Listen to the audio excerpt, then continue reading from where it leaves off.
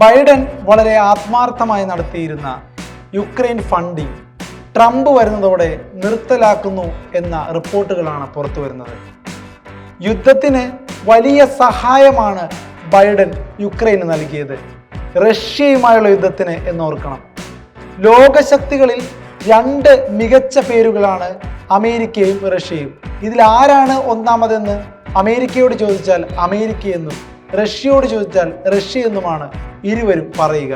അങ്ങനെ ഒരു സാഹചര്യമുള്ളപ്പോൾ Ukraine Russia യുദ്ധത്തിൽ യുക്രൈനെ അകമഴിഞ്ഞ് സഹായിക്കാൻ അമേരിക്ക തയ്യാറായത് ബൈഡന്റെ ഭരണകാലത്താണ്. എന്നാൽ ഡൊണാൾഡ് ട്രംപ് എത്തുന്നതോടെ ഇത്തരത്തിലുള്ള സഹായങ്ങൾ നിർത്തലാക്കുമെന്നാണ് റിപ്പോർട്ടുകൾ പറയുന്നത്. യുക്രൈൻ ഫണ്ടിങ് നിർത്തലാക്കുന്നു എന്ന വാർത്ത യുക്രൈൻ പ്രസിഡന്റ് സെലൻസ്കി ഞെട്ടലോടെയാണ് മനസ്സിലാക്കാൻ പോകുന്നത്. ആയുധ ബലം വെച്ച് നോക്കുമ്പോൾ അമേരിക്ക കഴിഞ്ഞാൽ ലോകത്തിലെ രണ്ടാമത്തെ ശക്തിയാണ് റഷ്യ എന്ന് പൊതുവെ പറയാം. പുടിൻ എന്ന മതയാനയുമായി താരതമ്യപ്പെടുത്തിയാൽ സെലൻസ്കി വെറും ഒരു ഉറുമ്പ് മാത്രമാണ്. എന്നിട്ടും കഴിഞ്ഞ 2 വർഷത്തോളമായി റഷ്യയെ തളച്ചിടാൻ ഇവർക്ക് കഴിഞ്ഞത് അമേരിക്കയുടെയും മറ്റ് നാറ്റോ രാജ്യങ്ങളുടെയും നിർലോഭമായ പിന്തുണ ഒന്നുകൊണ്ട് മാത്രമായിരുന്നു. കോടിക്കണക്കിന് രൂപയുടെ ആയുധങ്ങളും പണവുമാണ് ബൈഡൻ ഭരണകൂടം യുക്രൈന് നൽകിയത്. എന്നാൽ ഇതെല്ലാം പാഴ്ചെലവാണെന്നും അമേരിക്ക സ്വന്തം കാര്യം മാത്രം നോക്കിയാൽ മതിയെന്നും വിശ്വസിക്കുന്ന ഒരാളാണ് ഡൊണാൾഡ് ട്രംപ്. അതുകൊണ്ട് തന്നെ യുക്രൈനുള്ള സഹായം പൂർണ്ണമായി നിർത്തിവെക്കാനോ വലിയ തോതിൽ വെട്ടിക്കുറയ്ക്കാനോ ഇടയുണ്ട്. റഷ്യക്ക് വലിയ തോതിൽ ആഹ്ലാദം നൽകുന്നതാണ് ഇത്തരം വാർത്തകൾ. ഡൊണാൾഡ് ട്രംപ് വന്നതോടുകൂടി പുടിനും ഉണർന്നിരിക്കുകയാണ്, എന്തോ ഉറ്റ സുഹൃത്ത് വന്ന പോലെ.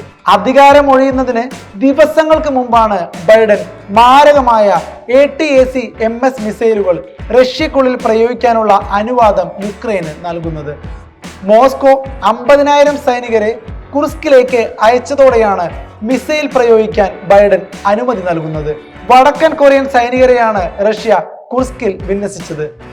ATACMS മിസൈലുകൾ ഉപയോഗിക്കാൻ അനുമതി നൽകിയതിൽ അമേരിക്കൻ ഉദ്യോഗസ്ഥർക്കിടയിൽ പോലും അഭിപ്രായ വ്യത്യാസങ്ങളുണ്ടെന്ന് റിപ്പോർട്ടുകൾ ഉണ്ടായിരുന്നു. യുദ്ധം രൂക്ഷമാകാൻ ഇത് കാരണമാകുമെന്നാണ് ചിലർ വിലയിരുത്തിയത്. യുക്രൈനുള്ളിൽ ഇവ ഉപയോഗിക്കാൻ ഫെബ്രുവരിയിൽ തന്നെ അമേരിക്ക അനുമതി നൽകിയിരുന്നു. മിസൈലുകൾ ഏപ്രിലിൽ യുക്രൈനിൽ എത്തുകയും ചെയ്തു. സെലൻസ്കി ബൈഡന് മുന്നിൽ അവതരിപ്പിച്ച വിജയ പദ്ധതിയുടെ ഭാഗമായിരുന്നു ഈ മിസൈലുകൾ. പക്ഷേ ഈ അനുമതി യുദ്ധത്തിൽ വലിയ മാറ്റമൊന്നും വരുത്തില്ലെന്നാണ് ചില അമേരിക്കൻ ഉദ്യോഗസ്ഥരുടെ പക്ഷം. കാരണം ഇവ നിർമ്മിക്കാനെടുക്കുന്ന സമയമാണ് പ്രശ്നം. ഉള്ളത് പ്രയോഗിച്ചു കഴിഞ്ഞാൽ പകരം എത്തിക്കുക എളുപ്പമുള്ള ഒരു കാര്യമല്ല, നടക്കാത്ത കാര്യം പോലെ തന്നെയാണ്. അതിനേക്കാൾ ഭേദമാണ് യുക്രൈന്റെ ഡ്രോണുകൾ. സത്യത്തിൽ ATACMS മിസൈലുകളേക്കാൾ ദൂരത്തിൽ പോകുന്ന ഡ്രോണുകളുണ്ട് യുക്രൈന്. അവ നിർമ്മിക്കുന്നത് അതിവേഗത്തിലുമാണ്. ഇതും നടക്കുന്നത് അമേരിക്കയുടെ പിന്തുണയോടു കൂടിയാണ് എന്നതാണ് മറ്റൊരു വസ്തുത. GUR എന്ന യുക്രൈന്റെ പ്രതിരോധ ഇന്റലിജൻസ് വിഭാഗത്തിന്റെ മേൽനോട്ടത്തിലാണ് ഇതിന്റെ നിർമ്മാണം നടക്കുന്നത്. അതീവ രഹസ്യമായാണ് ഇത് നടക്കുന്നത്. പക്ഷേ റഷ്യ പലപ്പോഴും അവയുടെ ആക്രമണം തടുക്കുന്നുമുണ്ട്. വിജയം ഉറപ്പിക്കണമെങ്കിൽ ഡ്രോണുകൾ കൂട്ടത്തോടെ അയക്കണം.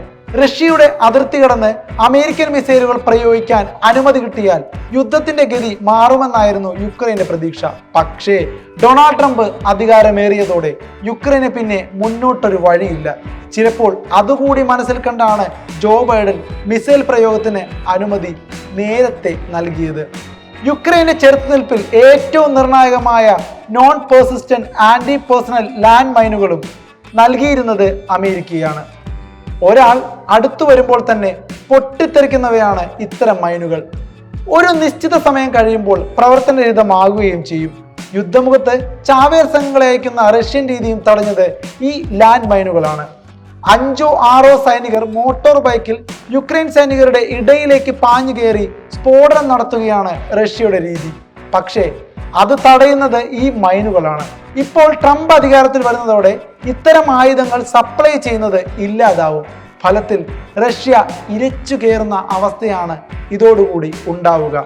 അതുകൊണ്ട് തന്നെ ഡൊണാൾഡ് ട്രംപിന്റെ അമേരിക്കൻ പ്രസിഡന്റായുള്ള രംഗപ്രവേശം ഏറ്റവും കൂടുതൽ ബാധിക്കാൻ പോകുന്നത് യുക്രൈനെയാണ്. അവർക്ക് നൽകിയിരുന്ന സഹായ ഹസ്തം ഇതോടുകൂടി ഇല്ലാതാവുകയാണ്. റഷ്യക്ക് കൂടുതൽ ശക്തമായ രീതിയിൽ യുക്രൈനെ നാമാവശേഷമാക്കാൻ പോലും ഇനി സാധിക്കുമെന്നതാണ് മറ്റൊരു ദുഃഖകരമായ കാര്യം. എന്തായാലും ഡൊണാൾഡ് ട്രംപും വ്ളാഡിമിർ പുടിനും ചേർന്നുകൊണ്ട് ഇനി ലോകത്ത് എന്തൊക്കെയാണ് കഴിച്ചുകൂട്ടാൻ പോകുന്നതെന്ന് കണ്ടറിയാം.